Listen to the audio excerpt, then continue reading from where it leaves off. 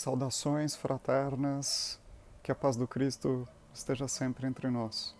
Sou Alcino, um voluntário do Grupo Espírita Razim, e trago para vocês a preleção desta semana com o tema do capítulo 10 do Evangelho segundo o Espiritismo, Bem-aventurados os misericordiosos. Vamos tratar dos itens 7 e 8, o sacrifício mais agradável a Deus. Neste momento, eu convido a todos a desligar das preocupações do dia a dia, das correrias. Vamos serenar a nossa mente e acalmar o nosso coração, para procurar então a ligação com o nosso mentor individual, o anjo da guarda. Nos aproximemos deste mentor e pedimos que ele nos ligue a Maria de Nazaré, nossa maior referência de amor, ternura. Vamos encher os nossos corações com esses sentimentos mais leves, para fazermos então um bom encontro com o Mestre Jesus, nosso irmão maior. Lembremos das suas palavras e dos seus exemplos de vida que nos aproximam do Criador. Quando então dizemos: Pai nosso que estais nos céus, santificado seja o vosso nome. Venha a nós o vosso reino, seja feita a vossa vontade, assim na terra como no céu. Ó pão nosso de cada dia nos dai hoje. Perdoai as nossas ofensas, assim como nós perdoamos a quem nos tenha ofendido. E não nos deixei cair em tentação, mas livrai-nos de todo o mal. Que assim seja, graças a Deus. No capítulo 10, Bem-aventurados os misericordiosos, a gente tem alguns ensinamentos de Jesus referente ao perdão. Então, primeiro ele coloca que para que a gente alcance o perdão para nós mesmos, nós precisamos primeiro perdoar o nosso próximo. Depois, um dos discípulos pergunta para ele, então, quantas vezes que nós devemos perdoar? E Jesus responde que não tem um número. Ele fala 70 vezes, 7 vezes, querendo dizer que são inúmeras as vezes que a gente vai precisar de perdão e que por isso a gente também deve perdoar o nosso próximo.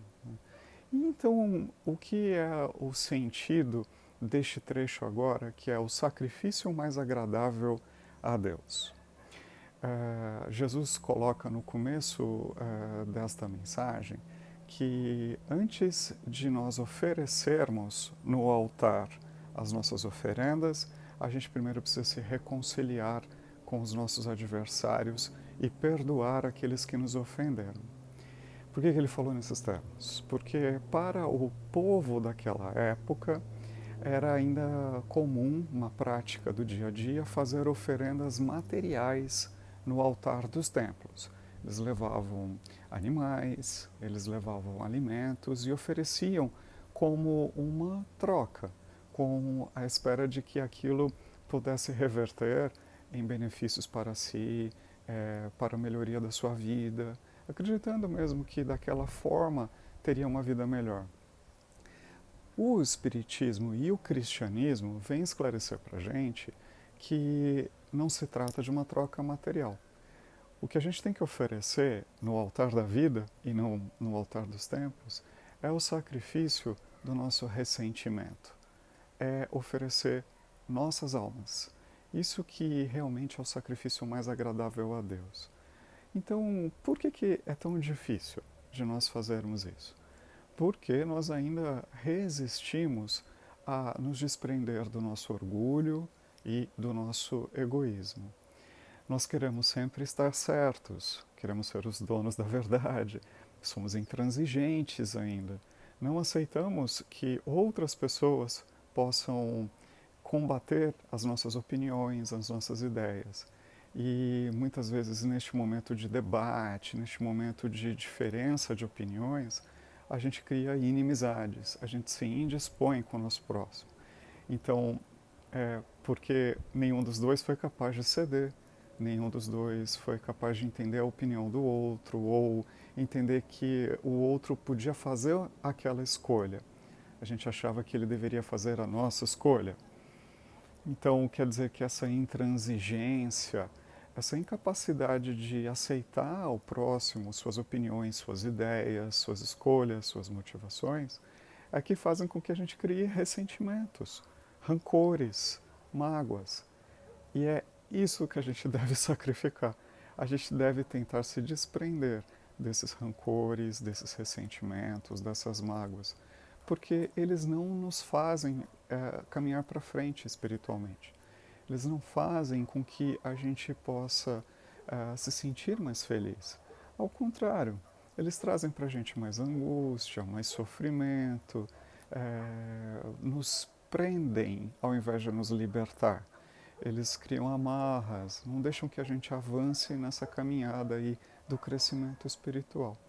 Então, quando a gente for fazer as nossas preces, a forma de que a nossa prece vai ser ouvida e que vai ser atendida como nós desejamos, é que primeiro a gente seja capaz de perdoar mentalmente dentro dos nossos corações o próximo. Muitas vezes a gente não vai conseguir conversar e chegar a um acordo se a outra pessoa também estiver muito combativa, muito resistente e trabalhando contra os nossos propósitos. Tudo bem, a gente tem que respeitar também os limites de cada um. A gente não precisa forçar, a gente não precisa impor esta necessidade de resolver o problema. Às vezes a gente precisa serenar dentro de nós. O que a gente precisa muitas vezes resolver é assim, pacificar a nossa mente, entender as motivações do outro, aceitar as escolhas dos outros. E às vezes não é necessário que a gente vá e fale isso para ele, porque às vezes quando a gente faz esse movimento numa pessoa que está muito combativa, numa pessoa que está muito resistente, ela pode também se ofender. Então, nosso papel de preservar os nossos relacionamentos, sabendo que às vezes a gente precisa mais é aceitar no nosso coração. Ao invés de afastar da convivência, a gente às vezes não precisa se afastar da convivência com determinada pessoa. Às vezes a gente precisa simplesmente aceitar que é daquele jeito que vai se dar o relacionamento. Porque não somos os únicos donos da verdade. Cada um tem o seu ponto de vista. E aceitar o ponto de vista do próximo é difícil mesmo. Por quê? Porque somos orgulhosos, porque somos egoístas. Então, quando a gente começar a se desprender desse orgulho, deste egoísmo, a gente vai aceitar melhor a opinião do próximo, a posição do próximo. Tentar se colocar, ter um pouco de empatia e se colocar na posição do outro. Porque assim a gente consegue fazer um exercício de que é necessário a gente tentar olhar a vida, olhar os problemas, não só com a nossa perspectiva, mas tentar imaginar como que o outro está se sentindo diante daquele problema. Esse exercício é muito importante para a gente poder exercitar, para a gente poder desenvolver o perdão. Então, pessoal, o sacrifício mais agradável a Deus é que nós sejamos capazes de conviver melhor entre nós e, assim, ao oferecer as nossas dádivas espirituais, a gente está com o coração sereno, com paz, para que também possamos receber o perdão de que precisamos, porque, afinal de contas, né, também estamos errando, também estamos fazendo nossas escolhas não tão adequadas, né? Estamos aí juntos, caminhando. Às vezes uns parecem estar mais à frente que outros, mas isso é só sob a nossa óptica, só sob o nosso ponto de vista. Talvez no olhar de Deus e no olhar da espiritualidade, o que nos parece baixo pode estar até mais elevado do que nós. Então, vamos procurar ouvir antes de julgar, que isso também ajuda para a gente aprender a perdoar. Quem quiser ler um pouquinho mais, capítulo 10, Bem-aventurados os misericordiosos, para falar um pouquinho aí desse sentimento que a gente precisa desenvolver em nossos corações. E vamos agora então fazer as vibrações. Vibrar é desejar o bem, é abrir os nossos corações para energias renovadoras, energias positivas. Vibremos pela paz no planeta Terra, pelo fim das guerras, pela harmonização entre todos os países. Vibremos para o Brasil, que possa se tornar realmente um país mais espiritualizado e mais evangelizado. Vibremos para diminuir as tensões políticas que também estão muito acirradas no nosso país nos últimos anos. Que sejamos capazes de aceitar melhor a opinião do próximo, as escolhas do próximo. Vibremos para todas as religiões em torno do Cristo, vibremos para o movimento espírita, vibremos para a Casa Espírita de Hazim, que nos acolhe, nos traz a oportunidade de estudarmos e de também nos transformarmos. Vamos vibrar para todas as famílias, pelo entendimento entre pais e filhos, entre irmãos. Vibramos pelos nossos lares, neste momento mentalizando uma luz entrando na casa de cada um de nós, renovando o ambiente, trazendo equilíbrio, trazendo harmonia. Vibramos para nós mesmos, vamos trocar nossas energias, vibrarmos uns pelos outros, pelo nosso crescimento espiritual, pela nossa compreensão, pela nossa aceitação.